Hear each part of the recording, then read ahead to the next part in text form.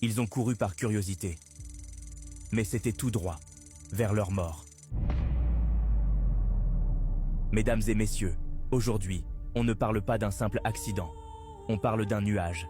Un nuage blanc, silencieux, mortel. Une menace invisible.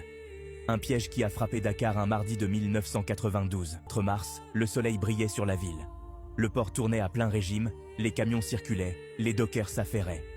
À la Sonacos, la Société nationale de commercialisation des oléagineux, tout semblait normal. Usine d'arachides, pilier du pays.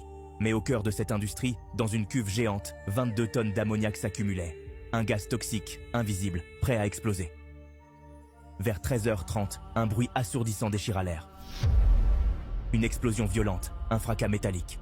Le sol trembla, les vitres volèrent en éclats, des murs se fissurèrent. La citerne venait de lâcher. Et soudain, un nuage blanc s'éleva, lentement, silencieusement, comme un fantôme. Une vapeur lourde et toxique qui s'étendait.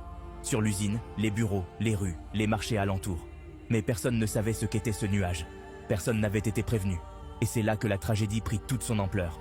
Alertés par le bruit, la fumée, des dizaines de personnes accoururent.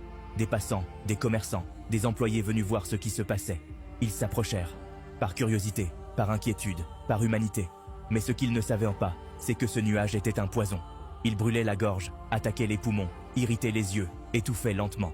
Ils respirèrent, ils suffoquèrent, ils tombèrent, les uns après les autres. Sur le coup, 41 personnes succombèrent. Mais ce n'était que le début. Dans les jours qui suivirent, les hôpitaux furent débordés. Les blessés affluaient, les malades suffoquaient. Et petit à petit, les chiffres montèrent. 129 morts en un mois. Plus de 1150 blessés. Beaucoup parmi ces victimes n'étaient pas des ouvriers. Ils étaient juste des curieux. Des âmes attirées par l'inconnu. Ils ont payé le prix fort. Brûlures chimiques, lésions respiratoires, œdème pulmonaire, une douleur invisible qui les a emportés.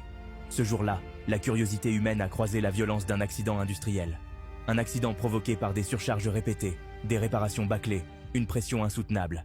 Une catastrophe qui a déchiré le quotidien d'une ville. Dakar a retenu son souffle ce jour-là. Mais certains ne l'ont jamais rendu. Ce nuage blanc, silencieux, mortel, reste un rappel cruel. Le danger le plus mortel, c'est souvent celui qu'on ne voit pas venir. Moi, je raconte l'histoire. À toi de choisir ce que tu veux retenir.